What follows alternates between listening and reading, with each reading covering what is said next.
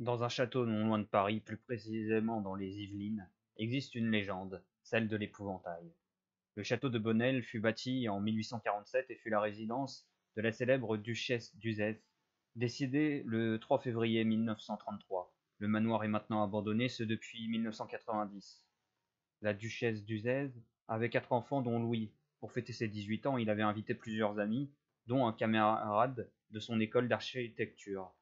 Ce qui va suivre est en réalité un regroupement de témoignages qui a permis la rédaction du récit d'origine de l'épouvantail. Vous avez plus ou moins tous connu quelqu'un n'ayant aucune personne à qui parler, traînant seul dans la cour du lycée en espérant que la journée se termine au plus vite. Il se pourrait même que cette personne vous ressemble. À l'école, il n'avait pas beaucoup d'amis, voire aucun. Sans arrêt, le jeune garçon était bousculé, humilié et moqué à longueur de journée. Tout ça parce que les autres le pensaient différent, inutile et faible, la parfaite occupation pour les ados, voulant se faire remarquer en mettant la pression au pauvre garçon. Personne ne lui prêtait attention. Il faisait croire à ses parents que tout allait bien pendant les cours. Il ne voulait pas les faire souffrir avec ses problèmes.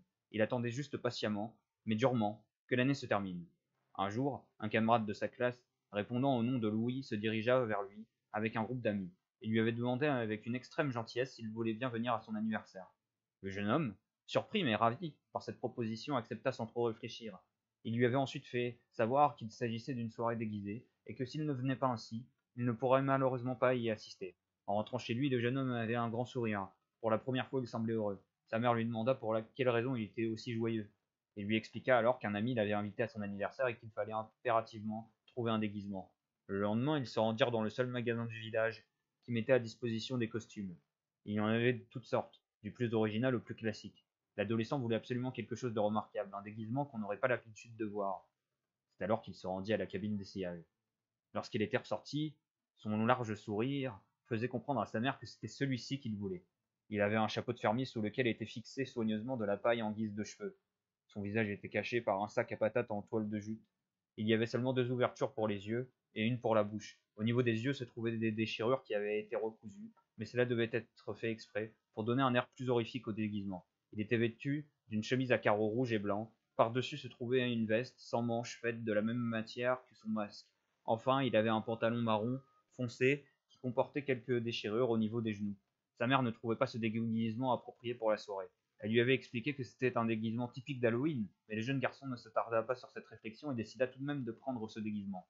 Le soir d'anniversaire, le jeune homme était resté un long moment dans la salle de bain afin de se préparer. Il avait ajouté à sa touche personnelle pour rendre le costume encore plus effrayant qu'il ne l'était déjà. En effet, il s'était maquillé en noir, le contour des yeux ainsi que la bouche à l'aide d'un produit appartenant à sa mère. Elle ne protesta pas pour ne pas effacer le magnifique sourire que son fils avait tout le long du trajet. Le jeune homme avait également pris son chat avec lui. C'était à vrai dire son seul véritable ami et en quelque sorte son porte-bonheur. Ils étaient inséparables. Je viens te chercher à minuit, pas de bêtises, lui avait dit sa mère en le laissant se rendre tout seul à la résidence.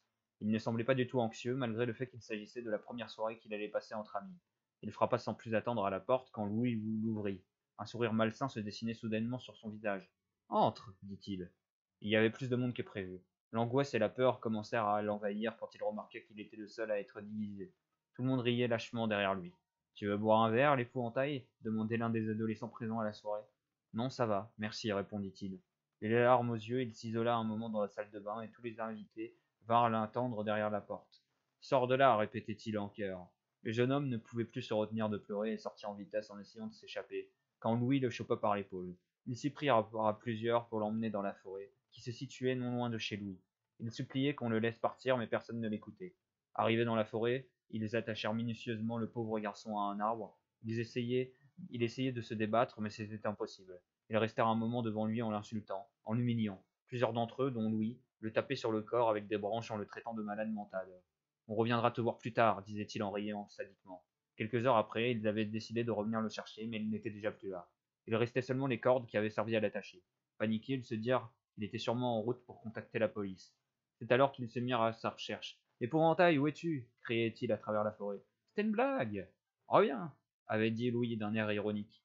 Il entendait quelque chose derrière lui. Il s'était retourné mais ne voyait rien. Il continuait de marcher et entendit à nouveau ce même bruit.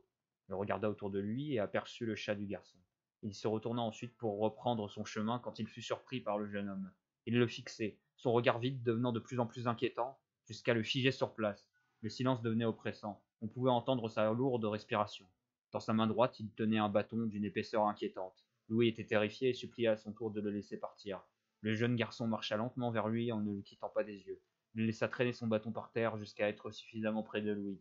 Il leva le bâton au plus haut et hurla en le frappant à la cuisse avant de le mettre à terre. Il le frappa à plusieurs reprises violemment jusqu'à ne plus voir un seul signe de vie du garçon. Il posa ensuite le bâton par terre et respira profondément en contemplant sa victime. Il semblait libéré. C'est alors qu'il marcha en direction du château, tout en restant silencieux. Bouleversé par la mort de son fils, la duchesse ne remit plus jamais les pieds dans son château. Quant au garçon, les autorités ne l'avaient toujours pas retrouvé et par la suite abandonnèrent l'affaire.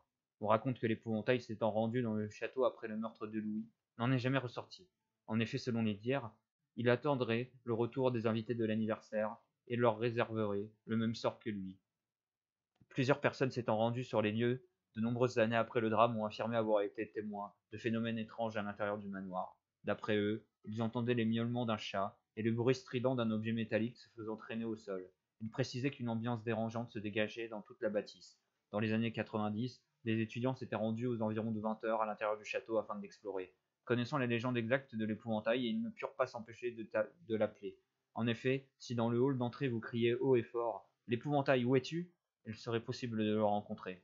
D'après le témoignage d'un des étudiants alors qu'il traversait un long couloir, l'air devint de plus en plus glacial à mesure que les événements s'enchaînaient, jusqu'au moment où ils l'ont subitement aperçu. Il ne semblait pas réel, comme s'il s'agissait d'une hallucination. Ils racontèrent que ses pieds étaient difficiles à distinguer, voire invisibles. Son regard était bien plus angoissant que n'importe quoi d'autre, et sa respiration leur donnait un sentiment d'insécurité. Il tenait dans sa main droite ce qui semblait être un pied de biche. Ils rapportèrent qu'on avait du mal à discerner les couleurs de ses vêtements, comme s'il ne s'agissait en réalité que d'une ombre. Pourtant ces silhouettes étaient bien distinctes. Horrifiés, ils ne cherchèrent pas à s'attarder devant ce phénomène et prirent la fuite immédiatement. Certains pensent qu'il n'attaquerait que les personnes ayant le même caractère que lui. D'autres suggèrent qu'il est conseillé de ne pas le provoquer en l'appelant par son surnom et de ne pas entrer dans ce qui semble être, maintenant, sa demeure.